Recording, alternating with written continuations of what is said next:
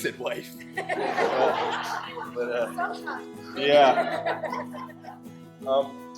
This is her belief. Belle, she's a standard-bred mare. She's never been in an indoor before. Today was her first day trailering in probably 5 years. First time leaving the property in 5 years. A lot of firsts here. I've only ridden her a handful of times. Yes. I came to the clinic last year and I watched.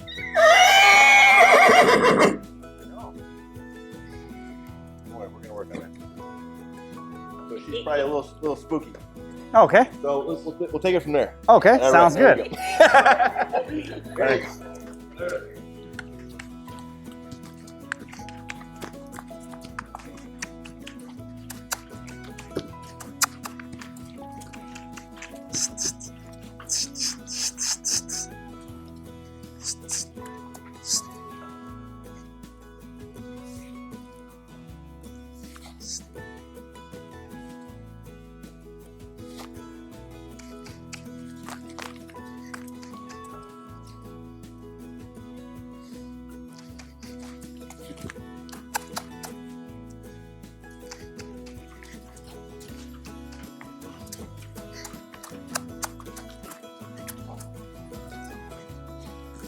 So much when you go to these clinics and you see somebody losing control of their horse and the clinician just hops on and all of a sudden in 10 minutes the horse is doing right. For the vast majority, they're riding a trained horse. Your horse is trained, your horse knows how to ride. So what happens is this horse, we give it all these excuses, it's going to new places, and we try to rationalize why they are acting buddy sour or barn sour or yelling. But very quickly, she acts like no way in the world I'm gonna teach her anything. She can't even pay attention or look at me. Well, then before I even attempt to teach her anything, before I even attempt to have a conversation with her, I have to get her to look at me so we can talk. So the quickest way to that is get her backing up, to get her paying attention. Hey, pay attention. All of a sudden, just after backing her up for 80, 100 feet, look how her feet are standing still. And when her eyes go somewhere, I say, hey, look at me. Very quickly, that's my timing. Hey, look at me. Can you imagine if you had a trail horse and so many people know they're about to have a horrible ride? So many people, they get the horse off the trailer and there's nothing that they can do. Their friends are ready, they're ready. The horse is dancing and moving and can't stand still and yelling. They know they're about to have a bad ride, but they don't have the answer. And even if they have the answer, most of them won't just take the 2 minutes to gain the attention back to themselves. So I get this horse off. This is my horse, I know her. We ride together every day and she's fine. Now we go to this new facility to compete for the national championship. We go to this new trail and it's a new trailhead she's never seen before and she's acting like a hooligan. Before I ride, I want to get her focused and I want to get her attention right on me so I can use the training that she has. Because if she won't even pay attention on the ground, I'm not going to magically get her to pay attention when I put my leg over her back.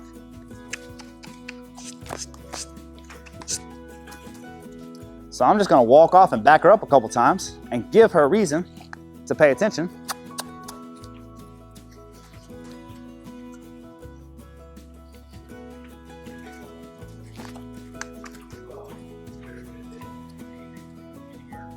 Yep. Yep. Absolutely. Well, and what I want you to understand is just you're not going, it's like somebody goes to the gym just for the sake of going to the gym, just going through the motions. And they can go to the gym for 10 months and see no difference, right? And you can see another person go to the gym for a month and they just look jacked after a month. You're doing it for a reason. So the reason you're going for these steps is to get that attention, to get that brain quiet, to get the horse focused. So if somebody comes out here and just meanders through the steps, but the horse is still looking and still not paying attention, then you did it for naught. You did it for no reason. So it's not only to know the steps, but understand why you're doing them. I'm doing it with this mare, so she pays attention to me, and I'm telling by her facial features, by her eyes and her feet aren't moving, and she's not dancing around, and she's not yelling, that I'm starting to get to her. So the time doesn't matter. I don't care if you do it for 2 minutes or 2 hours. What I care about is the results. That you do it and you take it to a notch. So say a horse like this, she's dancing and moving, and you do the steps and do the steps and do the steps, and 30 minutes in, she's still not paying attention. That's nothing wrong with the steps that you're doing. It's that you're not taking it to a pressure level high enough that she respects you more than she respects a new facility. She's still freaked out about, oh, there's a roof over me. Oh, there's lights. Whatever it may be that's bothering the horse, you have to take it to that level to get their attention. So she backed up easy.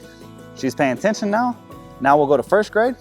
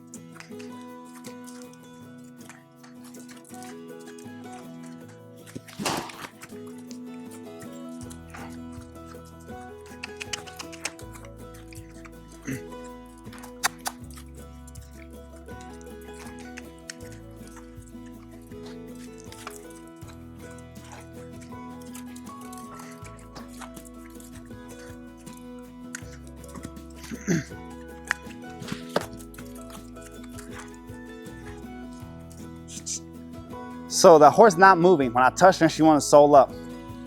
People have a lot of fancy ways of saying it. Oh, she's internalizing it. Oh, she's souling up. Oh, she's doing this. She's locking up and not going is just as offensive to me as running off. Because when they lock up that you're asking them to move and they're not going, the horse that will lock up and will take a whooping and not go anywhere is the same horse that when this starts bucking because it doesn't want to go, you can't stop it. So you see I stuck with it until when I showed her it, there we go. I don't have to touch her and she's going forward. So don't think because you're popping her and she's not moving that she's broke, right?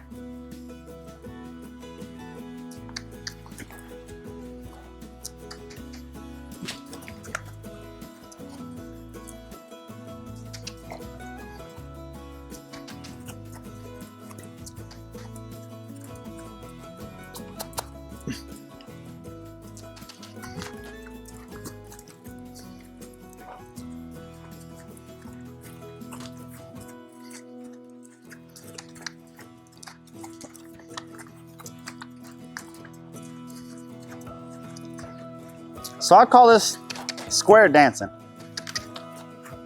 I'm the leader of the dance, and I'm moving my partner wherever I want to. Anytime I want to move her shoulders over, I just bring the energy towards her shoulders. Move her hindquarters, spin around whenever I want to.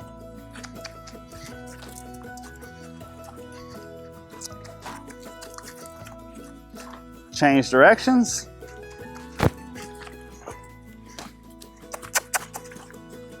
Remember in the other horse I told you, the horse that doesn't respect you will try to come right through your bubble? She tried to come right through me there. So instead of me stepping out of her way, which is what normal sane people do, it looked like I threw a punch, but it wasn't a punch. It was me locking out my arm. It was me locking out my arm so that she only had two options. She could either stop or she can go around me. She stopped, I added pressure, she went around me.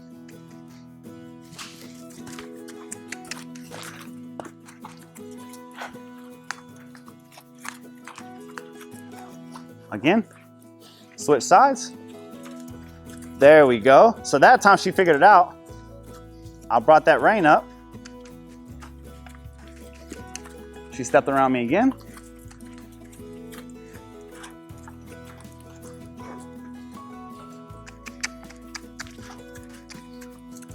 Does that make sense there, me extending my arm?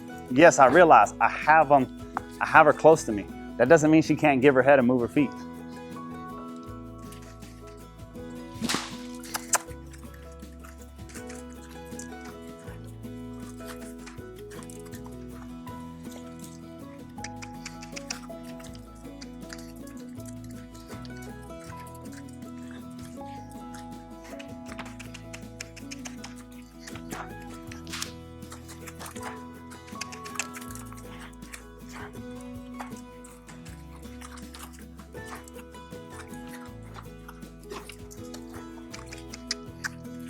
There we go. So all she has to do to pass this is give me the same change to the other side.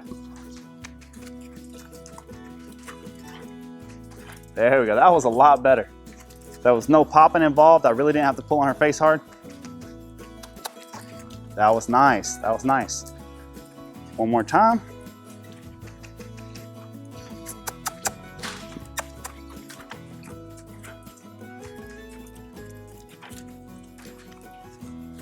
So right now we just have a horse that rather me give up my ground.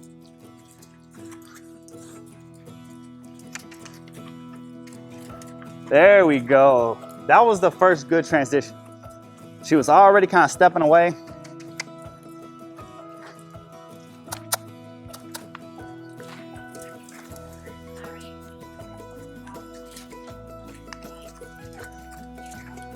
Yeah, you use your elbow. She got me. So whenever I was talking and looking away, she gave me a nip. That's why I popped her on the head. Relax. Okay. So I simply wanted to take this horse and have her walk a circle around me and look at me at the same time, right? And it was either, no, I can't move, or I can move, but I have to lock up the steering wheel, or I can change directions, but I have to run through your bubble. So we just simply worked at it until she could look at me. This is what I'm asking this trained horse to do. Look at me. Change. And she does that. Change direction. Every Right. Every groundwork section is like that. Right. When did you give up?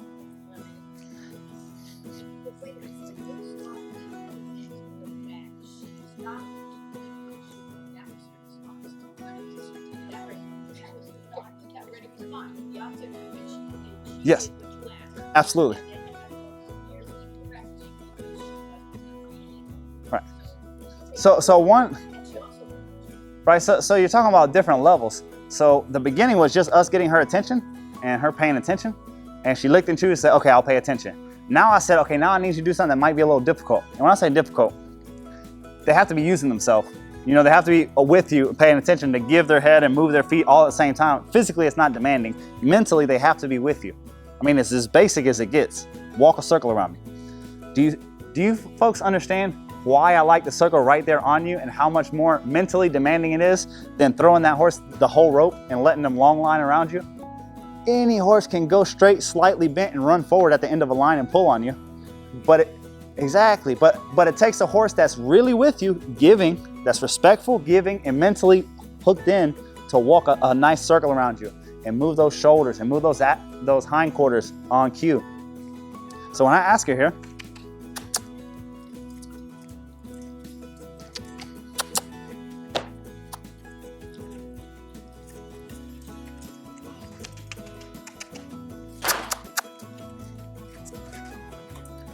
and granted, I understand she has a big padunkadunk, so it takes her some time to turn it around, but it doesn't take her that much time. See right there, she did it just like I wanted. She stepped out of my circle, she walked around. That's just what I was looking for. So she passed that test. Drop her head. Drop her head. Other thing, when you're doing this and you drop their head and they start dropping their head good, don't admire your work. You won't believe how many times I look and the horse's head is by the person's knees and the person looks down over their head. I mean, that's a recipe. It doesn't matter how low she drops her head, I'm standing straight up.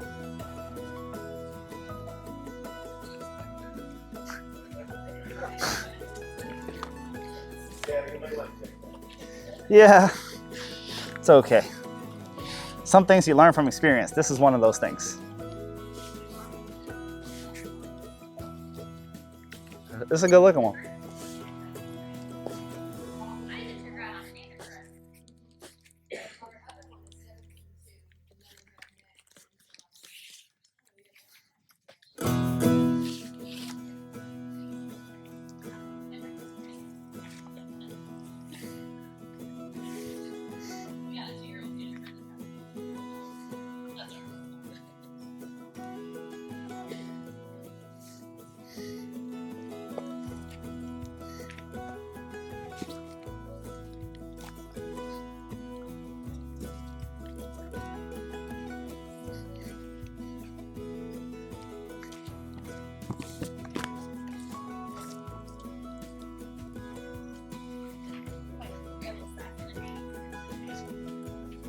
But you have to understand, for the horse to give that, that's their language. They know when they're giving and they're yielding like that, that they're giving up their alpha status. Talk about a well-built, developed broodmare. What do you think her position is? She's not in the position to giving, which is no problem. You can have the biggest, strongest broodmare in your field, and she could have been the alpha her whole life.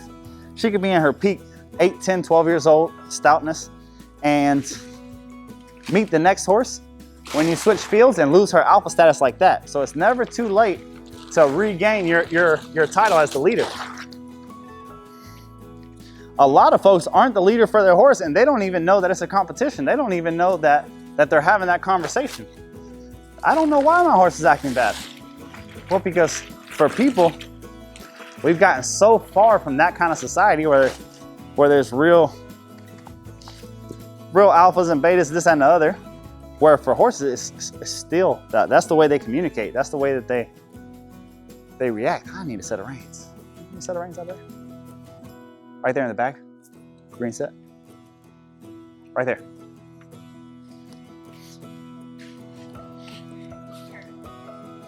That's green.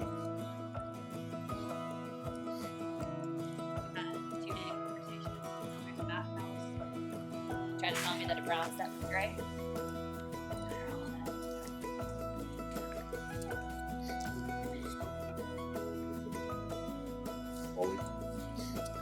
Yes, definitely for riding. Yeah. Like not such a big deal for ground workers or anything, Okay. but it's definitely going to help you for riding. Because she needs to be more advanced already. She needs to be where. And this is where you want it. Yep. That weight there. Absolutely.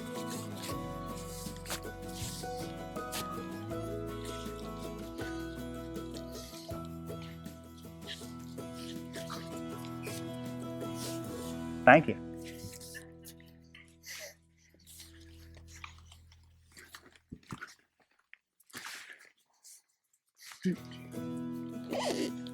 Hey, how are you? Where you going?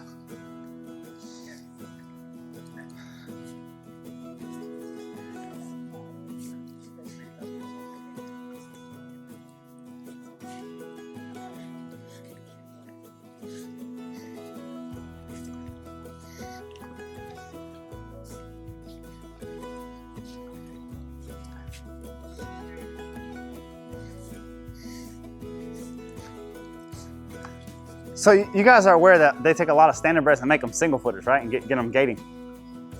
It's just balance, right? So even though they're bred to be pacers, if you get them out of that pacing balance enough, they'll mess up, and their mess up is gating. Yeah, so I start. Well, it's gonna take some giving on her end. As long as she's able to get stiff and rigid, you have no chance. It's all about how soft and how much she can collect, and then how much we can get that back end to come up under her. We'll see what we can get out of her today. But yeah, I started a standard bred pacer, but I started him myself about a month ago. You can find him on the Facebook page still. He was a gated little sap sucker, but he didn't know anything else. You know, we started him, and then from the beginning we had him soft and supple and relaxed. And then once we started sending him forward, and he was so light in the bridle, he never did pace. They'll have to, if they plan to pace him, they'll have to put the harnesses on him.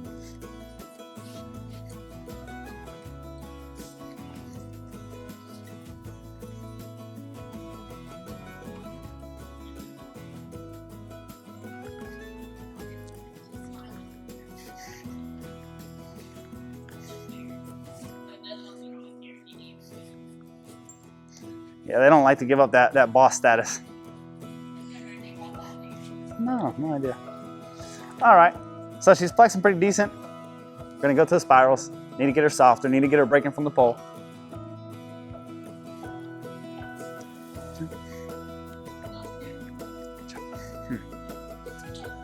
Why was the racehorse naked? His jockey fell off.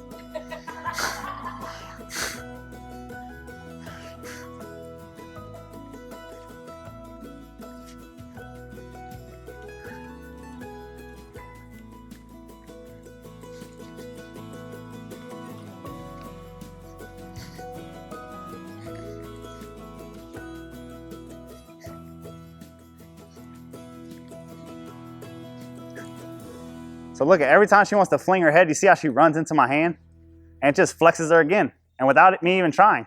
So this is the basis of let me put you where I want to put you. Stop demanding that you have to have your head here or there. And the great thing about this, it's really hard to get in trouble. It's really hard to get in trouble whenever you have them here, because even if they really go to throw their head or rear, all you gotta do is let go. But more times than not, they'll run into your hand.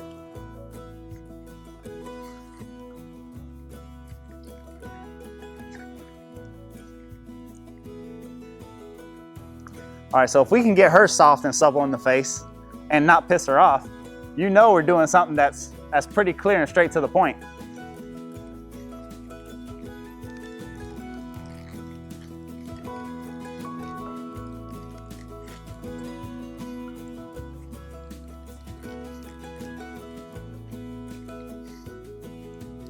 So notice how her whole head is dropping down. Every time that I release, she's coming out more relaxed and easier.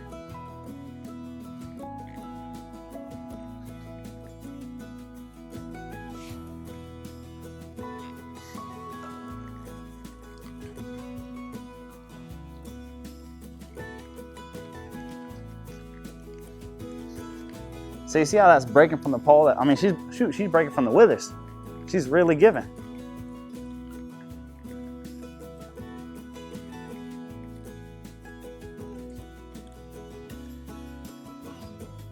All right, guys. So everybody here, we talk about trainers and we think, man, that guy has the best hands. His timing is amazing. His timing, I wish I had his timing. His timing is awesome. His timing is impeccable. Timing is not some amazing, esoteric, only the blessed among us have. Timing is simply let go when the horse is doing what you want. The second they do what you want, let go. And on the other end of that, as equally important, don't let go or don't stop pressuring if they're not trying. Okay? That's all timing is. It's not some secret magic sauce. And the people who have great timing, they also have a lot of practice. So just like everything else in humanity, if you want to be good at it, you got to practice it. You got to get mentoring. You got to get experience.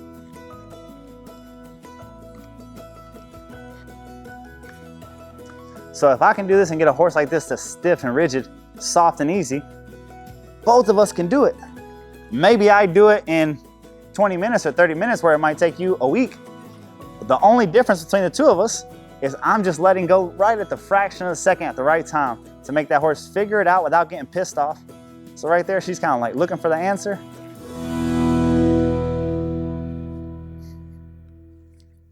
So right there, I didn't release to her. I made her find her release.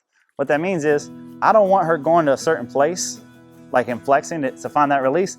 I want her to say, okay, he's pulling with this rein. He has a little tension on this rein. Where can I go in between that to find the release? If she can do that, she can go forward with her head wherever I want. It's right there.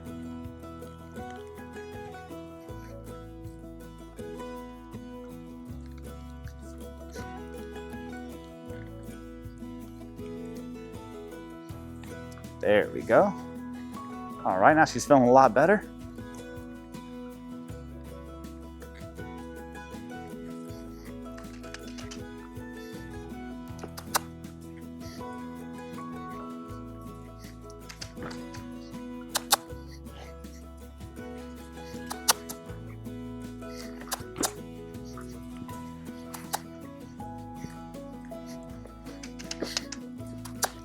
All right, so before I can start working on gating, she has to be okay with our surroundings. A lot of folks right here will be working on gait, working on this.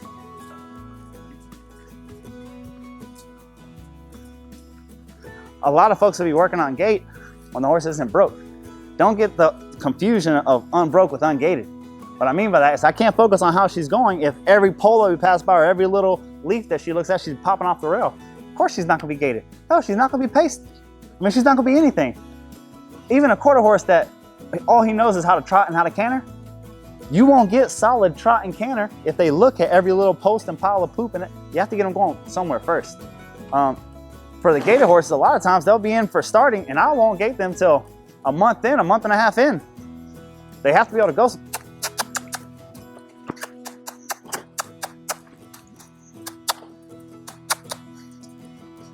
Like that right there.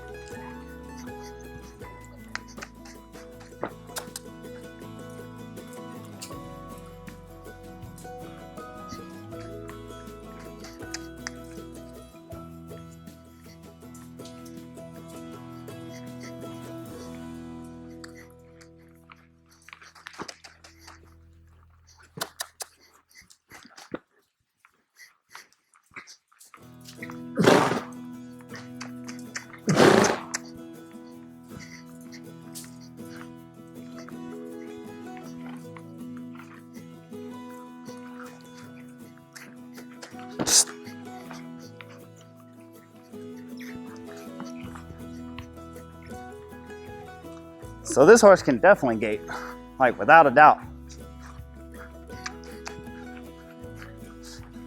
All we got to do is get her relaxed enough going that we can tell her body what to do and how to be balanced.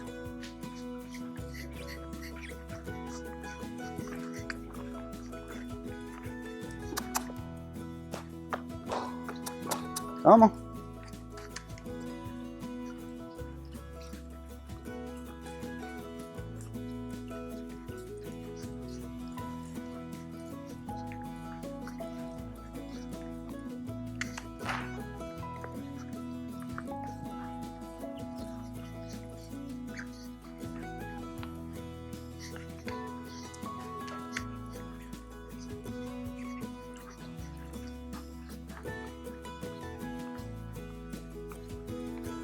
So I want you to watch that football and see how her name will be, a lot of folks will introduce her as a pacer. Oh, she's a pacer. Watch it. Whenever she softens, how it breaks up that pace. And the more that we can bend her body, the harder and harder it is for her to pace.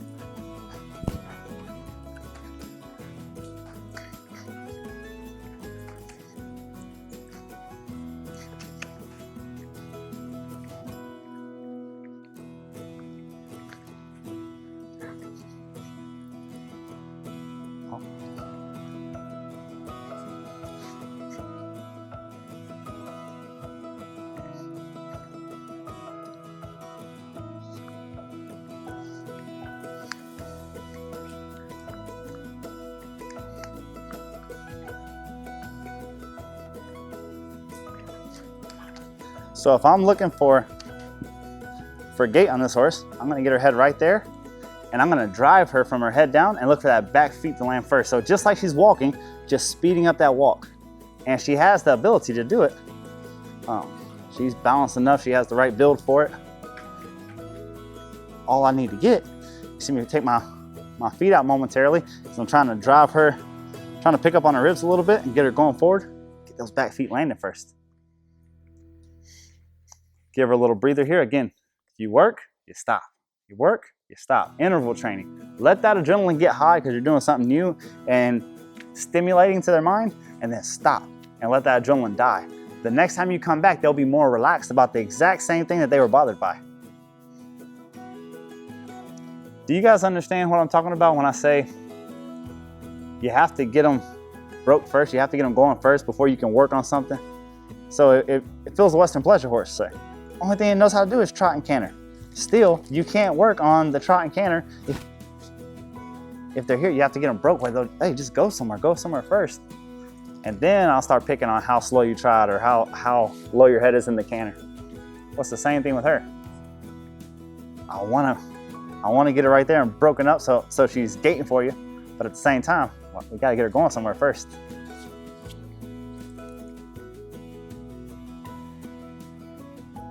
She has the potential to be very, very smooth, the way that she carries herself.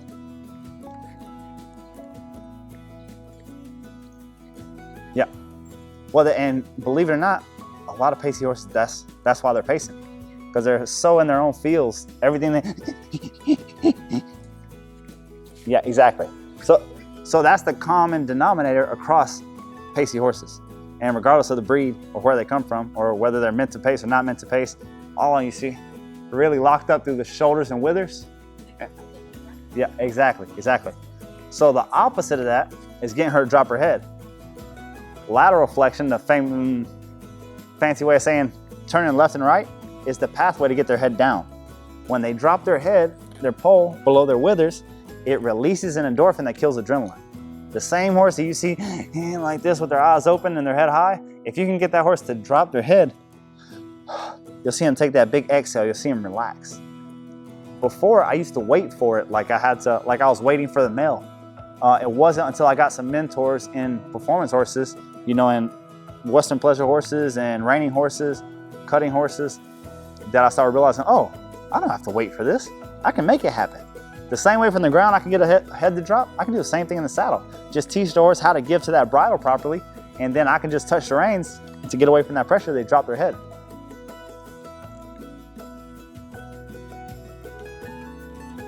So right here, before we even move off, I'm gonna already ask her to drop her head down here.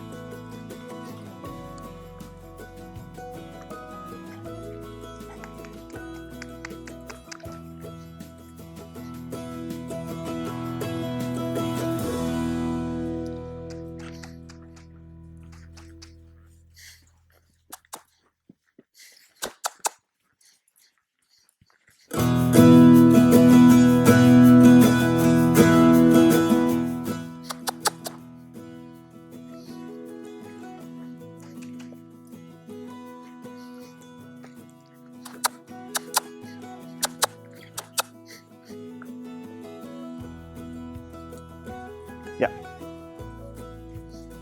Okay, so right now you're in a catch-22. You're in a catch-22.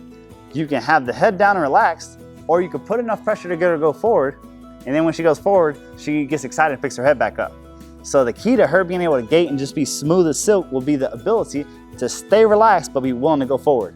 So this is a very common thing that you're going to get into. A lot of horses that have the willingness to go forward, when you start bending and flexing on them, they start stopping. We've seen it again and again throughout the day, that we'll get a horse that's forward, start flexing, and then they don't want to go anywhere. Well, it's right now is what she's understanding. We're asking her to go in a way that she hasn't been asked to go before, and because of that, she really doesn't have the urge. Well, it's supposed to be a hot, sensitive horse. She doesn't want to go. Like, she's not excited enough to go forward. So what we're trying to do, obviously I kicked her, didn't even excite her, not even a little bit.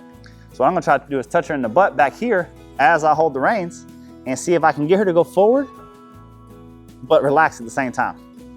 So I'm not gonna pop her like I'm trying to get a bucking horse to go forward. I'm not trying to surprise her. I'm trying to little by little. So the way I'm always gonna prep a horse for the crop is I'm gonna disengage the hindquarters, because it's the safest way. Because once you have their head to the side, it's very hard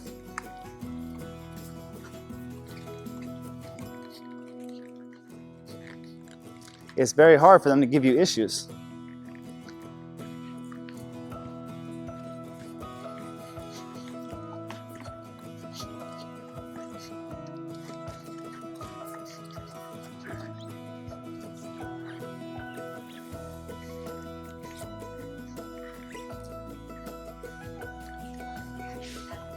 Huh?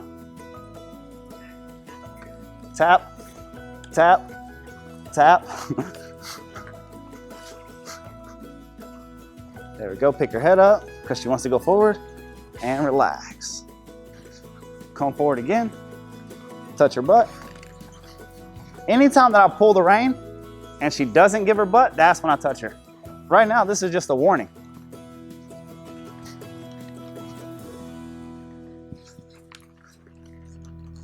So you know it's working good when she doesn't get excited about it. This crop, I'm not trying to scare her with it. I'm trying to guide her with it. I'm trying to tell her what I want from her. So I'll release her and let her go again. You see how she moved off slower there?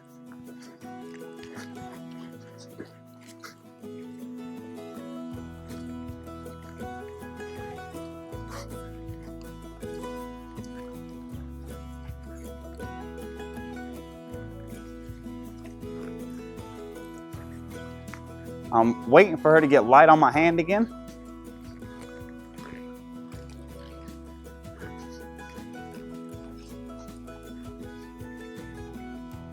Switch to this other side.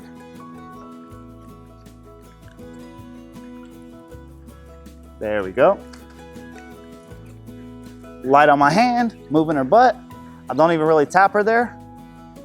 Notice how she's disengaging well. Notice how she's not trying to run away in between. When I let go of the rein, she says, oh, you don't want me to just run away like a crazy horse. You're actually asking something of me. So when I release these reins, all of a sudden she's not running off. The word pressure is used for everything, so people don't oftentimes understand that there is different kinds of pressure. Okay, you have a pressure when you're trying to get that horse's attention. You have a pressure when you're just trying to communicate with the horse. You have a reprimand pressure when you want them to think, oh my God, I never want to do that again. This is not that. This is me just trying to say, excuse me, will you move your butt around here? So right there, I warned her. I came here. There we go. That's it.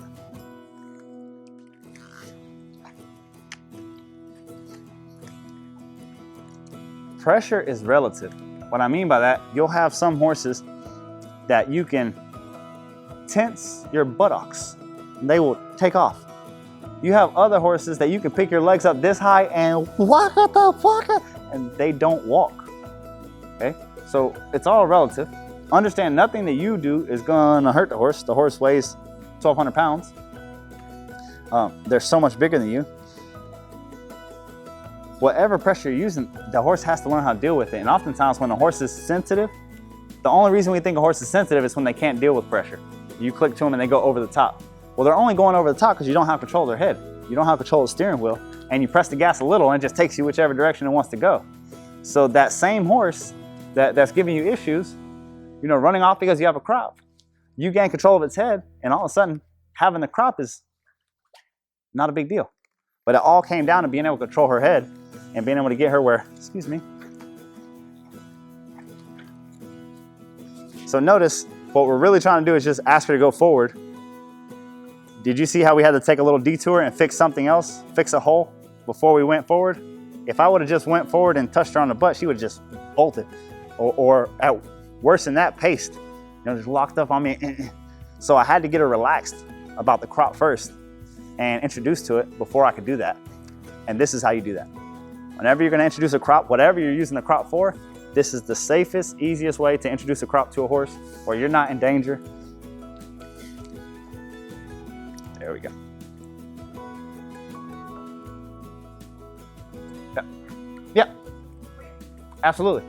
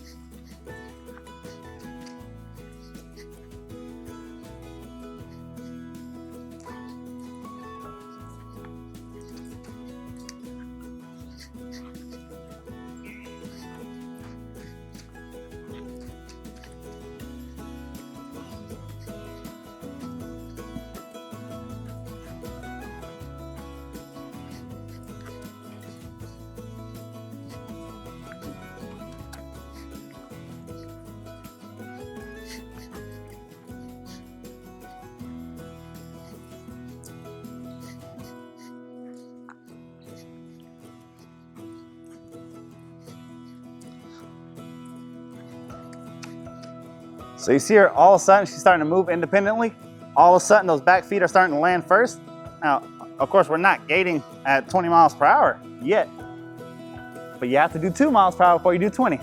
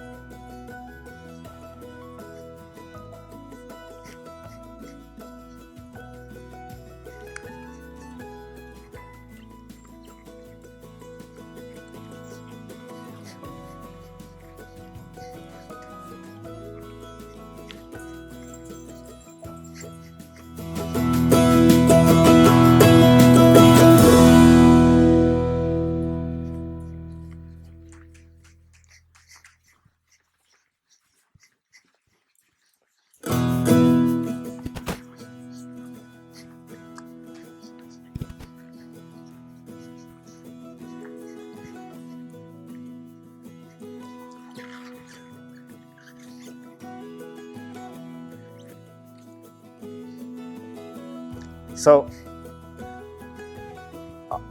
folks will get there and a trainer like myself, I get all excited because I think, oh man, this horse is gating, this horse is good.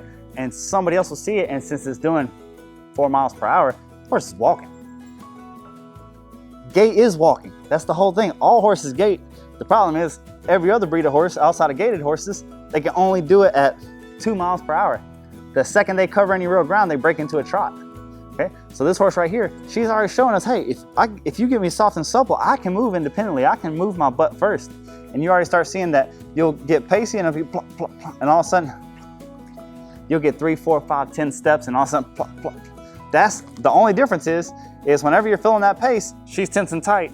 When she gets to the bridle or gets bent enough, all of a sudden those back feet disengage, her back feet land first, and then she's gaiting. So and when she's gaiting, it's super smooth, like it's just silk. The trick is gonna be to just get her so comfortable there that she just doesn't pull on the bridle, she doesn't lock out her head and neck, rounds up her back. We all know whether you're on a Western pleasure horse or a dressage horse or whatever it is, if you round up the horse's back, they get a bigger stride in the back end. So instead of being hollowed and they're taking the exact same stride with both feet, we get that back rounded, and now that back foot's landing first because it's going further, right? It's going further, it's hitting first, and now all of a sudden the horse is gaiting instead of pacing. Now you got you a smooth horse. Give it a go. Awesome. I like smooth horse too. It makes beer drinking a lot easier.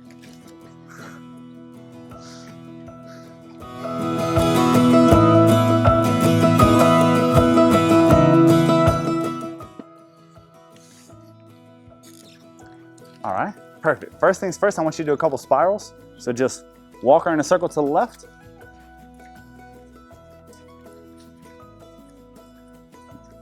That's it, make that circle smaller and smaller. And when that butt is pointing, grab a little bit more rein with that left hand. There you go. And when that butt is away from us, stop. Lock that left hand into your leg, stop. There you go. And then back up with the right hand. Right hand touches and releases, okay? So you're gonna leave, back. Yeah. So you're gonna leave that locked into your leg. And then with the right hand, there we go. Nice, big release. Perfect. All right, now walk out there in the center and do the same thing to the opposite side. Does everybody see how you can get a stiff, rigid horse and just step by step, pace by pace, just break them down so they're just putty in your hands, being willing to be molded into anything that you want? All right, lean back, touch and release with that left hand.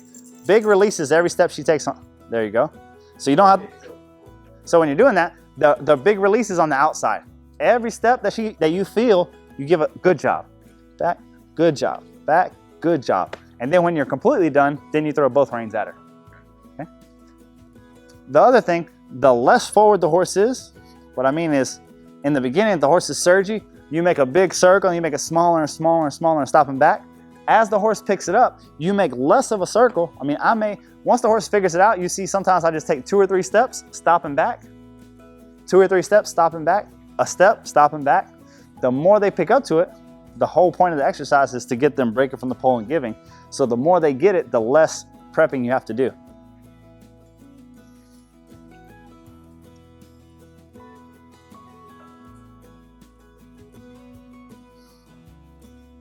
There we go, lean back. Nice, big release. Good, good. All right, now grab both hands evenly, and when she drops her head, give back to her. Release, nice. Same thing. Light pressure, there we go. All right, so now I want you to think that the horse can only be as light as you can ask. I'm not afraid to put my whole body weight behind the reins when I need to, but you always start as light as you can. If it takes 25 pounds this time, and the next time you start at 25 pounds, it's not gonna get any lighter, right? You start at 0, work your way up, work your way up, work your way up until it gives, and then the very next time you come back to it, pick up those reins as light as you can, there you go, and start pulling back until you see a difference. A little bit more, pull more, release. You see how much lighter it can be? But I don't care how much you pull. You can be aggressive as you need to, assertive as you need to, but the trick is to always come back and ask lightly again. A lot of people think, oh, he has soft hands, she has soft hands. You think that these trainers are walking around with feather gloves on or something. That's not the case. what the case is, they're willing to do whatever it takes and then come back and ask nicely again. Gather up a little bit more reins, do it one more time. There you go. Nice, perfect. All right, I want you to point it in that direction. There you go. Now gather up a little bit more reins. Pick up some more. All right. Ask her to drop her head just a hair.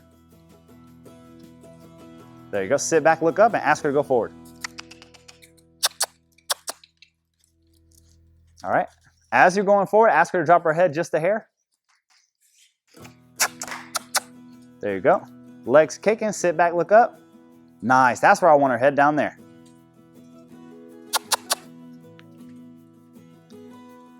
Good, good.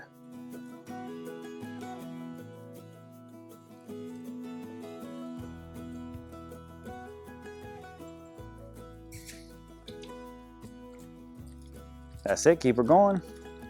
Point in the direction you want.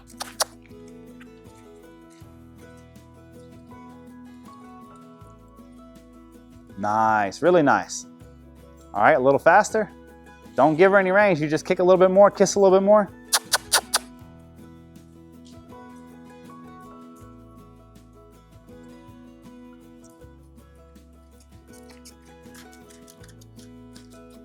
All right, so what do you guys see right there? What's she doing right now? Watch closely. What 2 feet are landing at the same time? Watch it again, okay?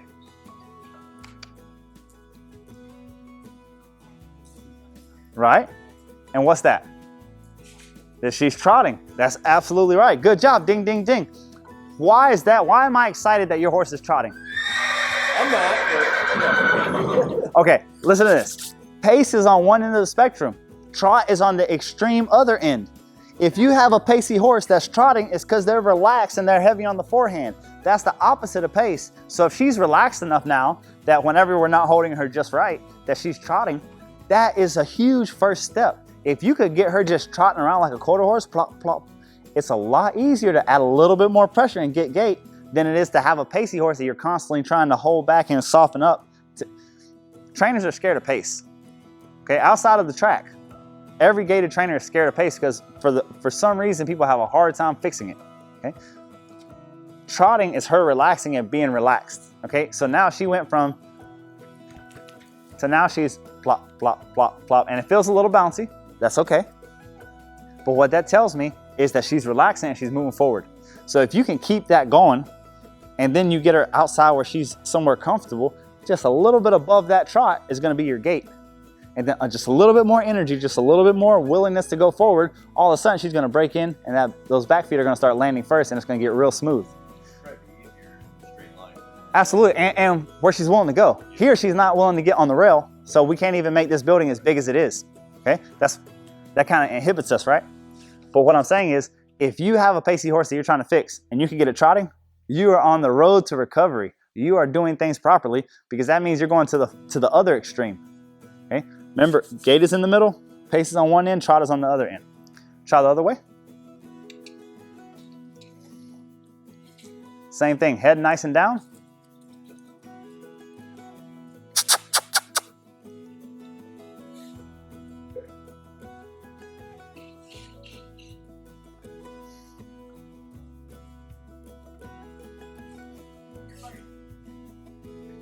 All right, 1 second. All right. So this, there you go, release whenever you want to stop. Perfect. This is going to go just in your hand, just under the reins right there. And where you're trying to tap is right here. You squeeze your legs first, and then you start tapping on the butt. All right, head down first. There you go.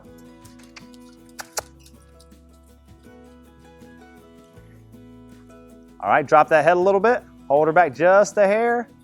All right, slow it down. Nice. And drive it again. Right there. Pick it back up.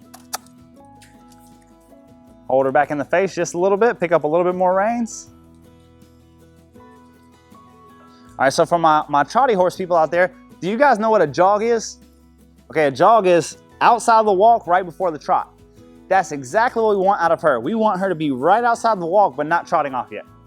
And what's that gonna be?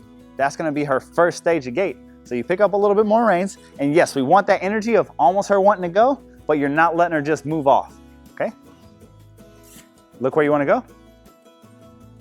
That's it. Pull her to the left. That's it. Sit back, look up, don't lean forward. That's it. Pull to the left, pull to the left.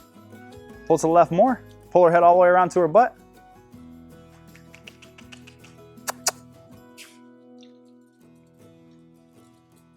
All right, hold her back just a hair. There we go. Look where you want to go. That's it. Hold her back right there, just a hair. That's it, that's what I'm talking about.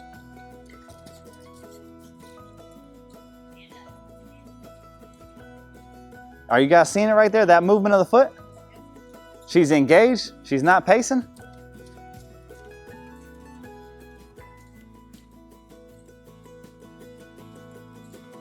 All right, stop her, give her a little chance to breathe.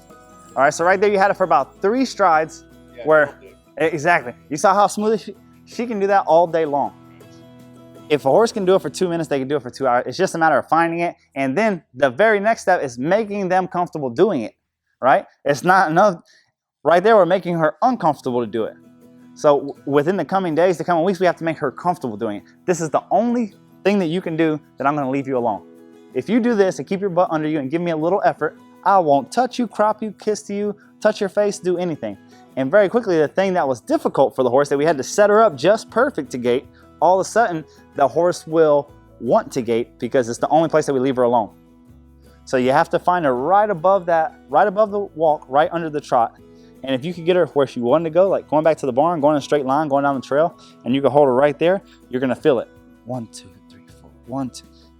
As soon as she hooks in, she's gonna wanna go in and stay in that. If you can do that, you can keep a real smooth. So is it okay if she starts doing that fast trot to kind of hold her a little Yes, bit? yeah, absolutely. Try to get that to slow down, but just keep Absolutely. So that's exactly, that's what getting a jog in a quarter horse is. Getting a jog in a quarter horse is you hold them back from the trot, they break to the walk, you pick them up. Then they get to the trot and you hold them back, and and then finally they figure out, oh, this is what you want? Okay, I'll do this. And the good show horses, I mean, you can put a monkey on their back. They spend so much time, they're right here. So that's the exact same work that you have for her. If you pick her up almost to the trot, she trots fast, you hold her back, and she breaks down to a walk, and you pick her up and you go, pick her up and put her down, pick her up and put her down, and she's right there and her head's giving and she's soft and easy in your hands, she's gonna get right there.